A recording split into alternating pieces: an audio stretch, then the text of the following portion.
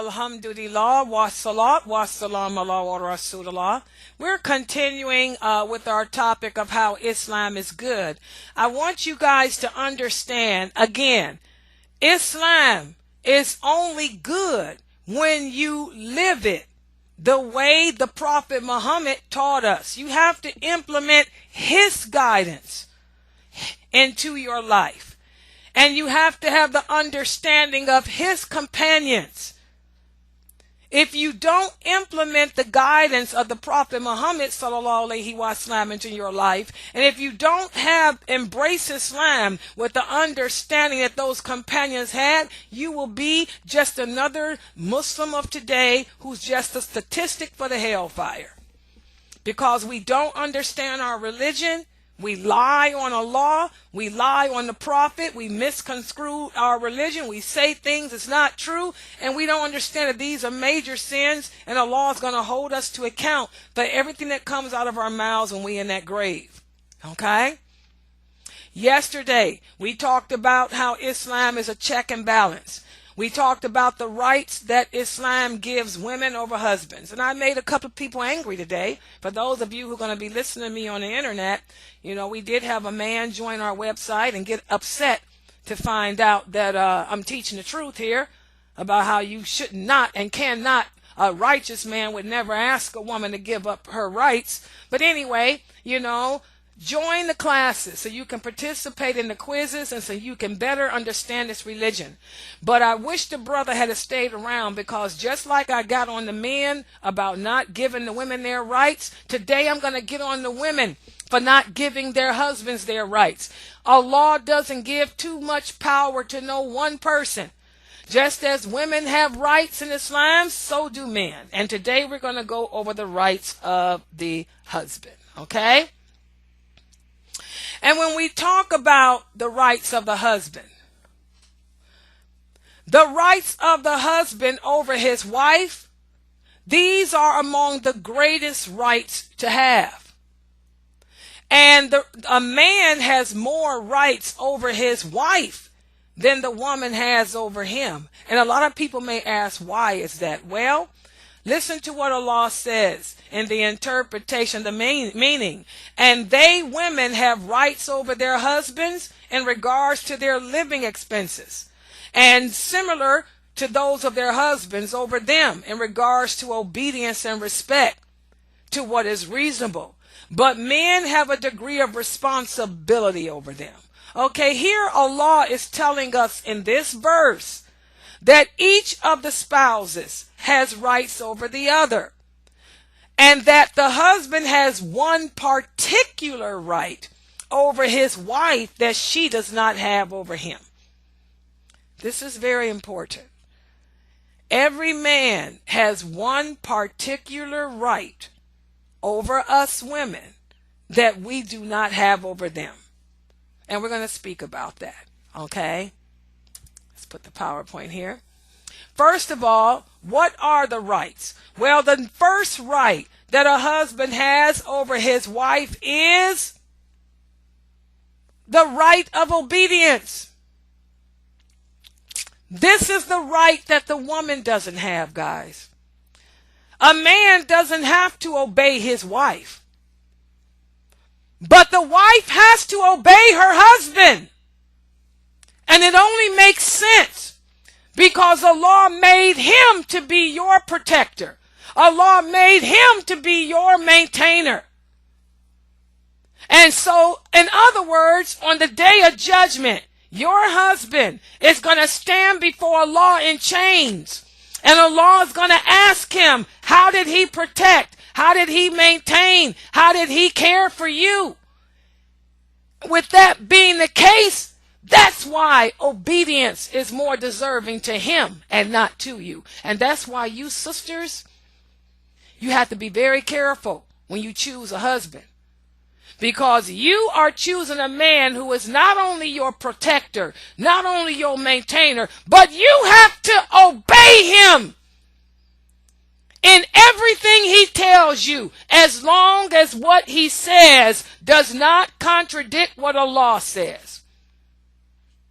If he tells you he doesn't want you to work, you can't work unless it's in your contract.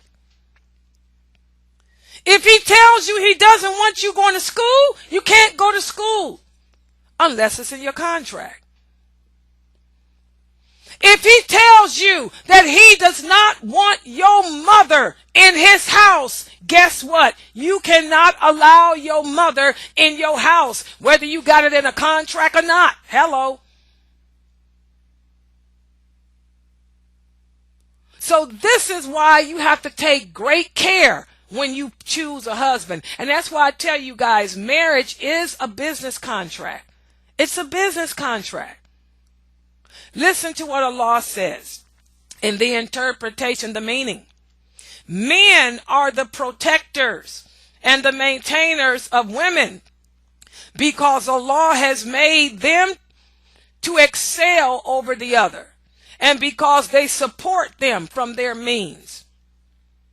And Ibn Abbas tells us again, he said men are the protectors and maintainers of women.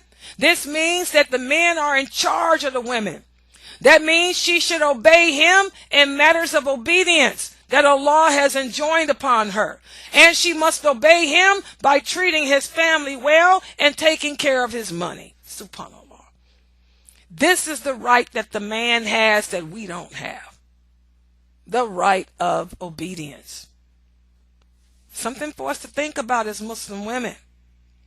Now, does that mean this? What about this, guys? My husband tells me that he doesn't like me hanging out with certain sisters at the mosque. Do I have to obey him and not hang out with them? The answer is yes. My husband tells me he doesn't like my family. So he doesn't want my family coming over to visit me when he's not home. Do I have to obey him? Yes. Then one day my husband comes home and tells me, I don't like your eyebrows. I want you to arch them. Must I obey him? No, because he's telling me to do something that goes against what Allah has commanded. It's haram to arch my eyebrows. Or what about this? My husband comes home one day and says, guess what? I want you to start covering your face. Do I have to obey him? No, because now again, you're impending on something that is a right that I don't have to do. Allah doesn't say I have to cover up my face. So it's a check and balance. Even in obedience. We obey our husband as long as he is not trying to tell you to do something that contradicts what Allah says or what Allah commands. Okay? The right of obedience. Also, another right that the husband has over his wife is, and we talked about this one yesterday, and that is for the wife to make herself available to him. This means that he has the right to enjoy you physically. If he marries a woman and she refuses to give him this right, then guess what? He doesn't have to provide or maintain for you anymore. Okay? Does everybody understand that? If a woman refuses to respond to her husband's request for intercourse, she has committed a major sin. Unless she's on her menses or unless she's fasting during Ramadan, she must respond to her husband's request. Does everybody understand that? The Prophet sallallahu alaihi wasallam said, when a man calls his wife to bed and she refuses, and he goes to bed angry at her, the angels will curse her until the morning. Something for you sisters to think about. I get emails from women saying, but what about this, Sister Layla? I just don't want to. Then why did you get married? That's part of marriage. If you didn't want to have relations, then you should never have gotten married. The fact that you're married, now this is a right that your husband has over you, and you must give him that right. Failure to do so means he can divorce you. Also, it means that he doesn't have to provide and maintain for you anymore. Okay? This is a very important key.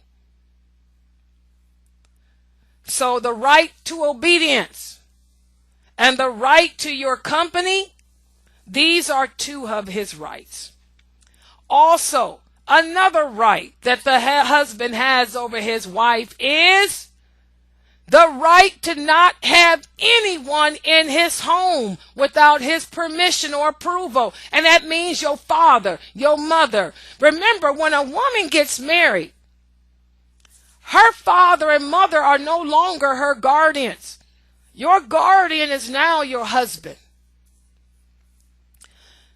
You're still supposed to respect your parents, but your parents have no say over you. If it comes down to a choice between you or your parents, you have to choose, your husband or your parents, you have to choose your husband.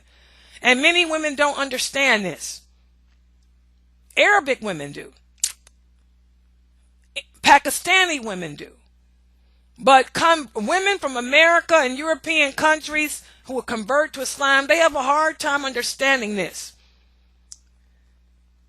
Your husband comes before your parents because he is your guardian. He is your protector now. You gave up that right when you got married. That's why they say that the woman belongs to her husband. She no longer belongs to her father when she gets married. She keeps her father's name, but she's now her husband's responsibility, not the father. So if your husband tells you that he does not like your family and he doesn't want them in your house, you have to obey him. That's why it's very important when you choose a husband that you choose a man whom your family likes, a man who gets along with your relatives. Because you don't want to be like one sister I know. She got married to an Arabic man and he moved her to Saudi Arabia. He didn't want her around her family because her family was not Muslim. Her father was dying of cancer. She hadn't seen her father in 6 years. She wanted to fly home to see him before he died, but her husband said, no, he's a kafir, let him die. She came to this website asking me and Sheikh Morsi. She said, what do I do? Sheikh Morsi said, you obey your husband, sister. This is why it's important when you get married, you want to choose a man who likes your family. Because if your husband says you cannot see them, you can't see them, people. This is a right he has over you. Listen to what the Prophet sallallahu alaihi wasallam once said. He said, it is not permissible for a woman to do a voluntary fast when her husband is present without his permission. Nor is it permissible for her to allow anyone into his house without his permission. And whatever she spends in charity of his wealth without his consent, it will count as a charity for him. Okay, so here we can see the man's right over you is so great that you cannot even do a voluntary fast when he's home without asking him. Because maybe he wants to spend time with you. Maybe since he's off from work, maybe he wants to take you to the movies with him or take you out to dinner. So this is why you have to ask his permission if it's a voluntary fast. But if it's a fast from Ramadan, you don't need his permission because, again, there's no obedience to the creation over the creator. Allah's rights come first. Ramadan is an obligation upon all Muslims. You have to make those days up. Your husband has no say-so or control in that. But as far as voluntary fast, you have to have his permission, because he might have plans on taking you out or something. And again, no one can enter your home without his permission. In fact, listen to what the Prophet sallallahu alaihi wasallam said. He said, treat women kindly, because they are prisoners, and you have no other power over them than that. If they are guilty of open lewdness, then refuse to share their beds, and hit them, but not severely. But if they return to obedience, then do not seek means of annoyance against them. Let me explain what this means. A lot of people read this hadith and say that our prophet told the men to beat up women. No, that's not what he's saying here. He's telling you to treat your women kindly, because you are guardians over them. They have no power except through you.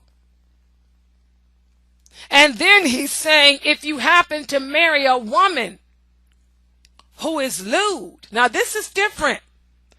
This is a woman who doesn't obey her husband. You tell your wife, I don't want you going out the house, and as soon as you leave, she not only goes out the house, but she takes off her hijab too and likes to go around flirting with men.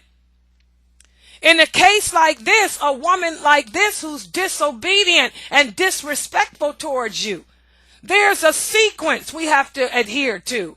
You tell her, I am not going to sleep with you if you continue to disobey me and leave the home. And if she continues to do that, then you can hit her. But don't hit her in a way to cause her pain.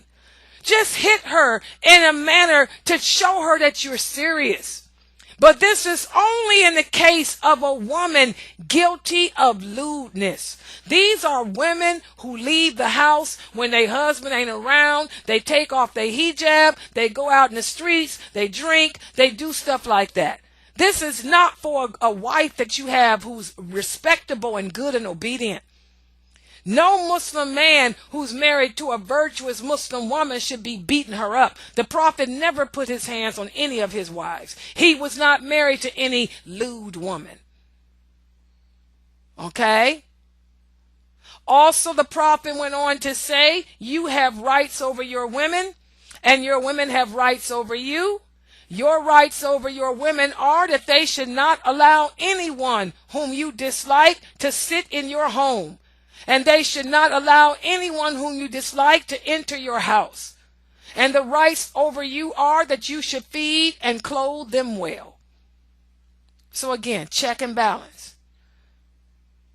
If he's going to be my protector, he's going to be my maintainer, he's going to be the one to sustain me, to feed me and clothe me, I'm going to honor him by obeying him and not allowing anyone in my house who he doesn't like. And I'm going to guard in his absence what he would have me to guard. I'm going to take care of my kids with him. I'm going to take care of the house. I'm going to make sure that the money is spent on the bills. That's what guard in his absence, what he would have me to guard, means. It's a check and balance. A wife like that is a good wife. And that's not a woman that you hit on. Okay? Also, we have another hadith where the Prophet sallallahu alaihi wasallam said, fear Allah in regards to women. Verily, you have taken them on the security of Allah, and intercourse with them has been made lawful to you by the words of Allah. You have rights over them, and they should not, and that they should not allow anyone to sit on your bed whom you do not like. But if they do that, you can chastise them, but not severely. And their rights over you are that you should provide them with food and clothing in a fitting manner. Again, if your husband say, I don't want your brother over, then your brother shouldn't come over. But if your husband finds out that you are allowing your brother to come over, then he can chastise you, but not in a way to hurt you, but to let you know that you're disobeying me. This is wrong. You can't have him in my house. I don't want him in here. Okay? So that's one of the rights that a man has. He has the right for you to not allow in his home anyone whom he says don't allow in there. Also, you cannot refuse him his intimate rights either.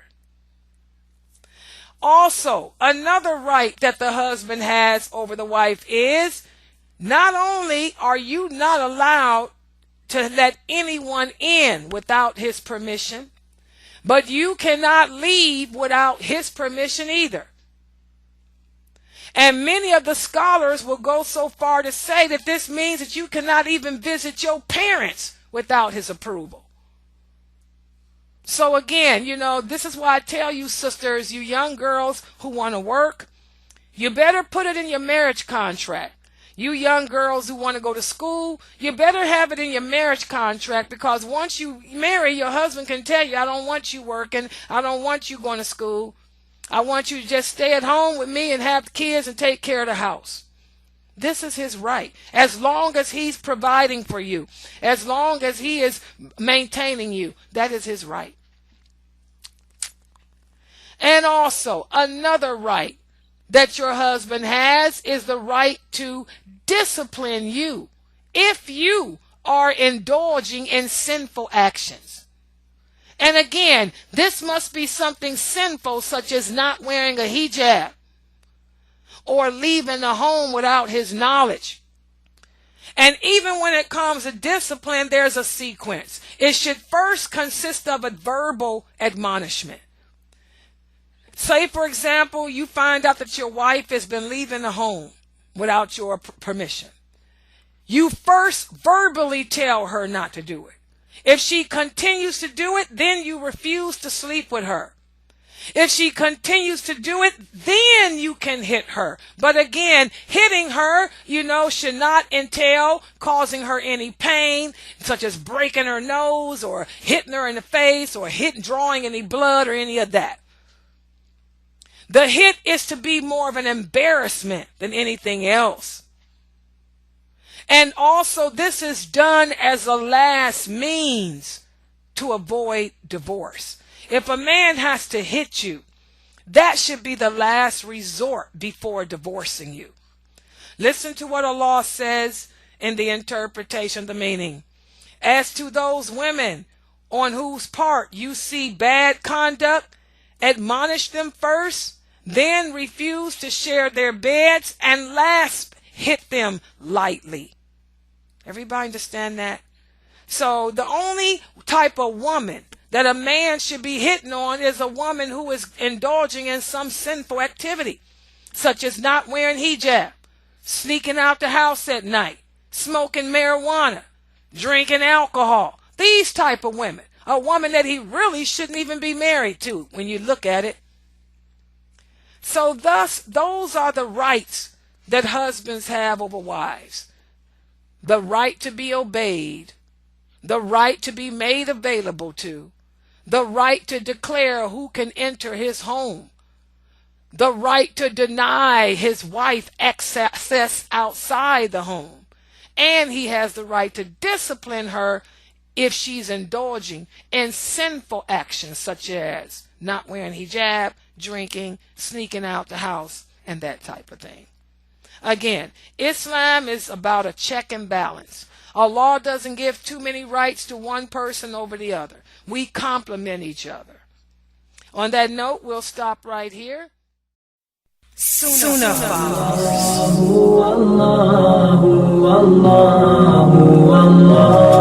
Protecting yourself.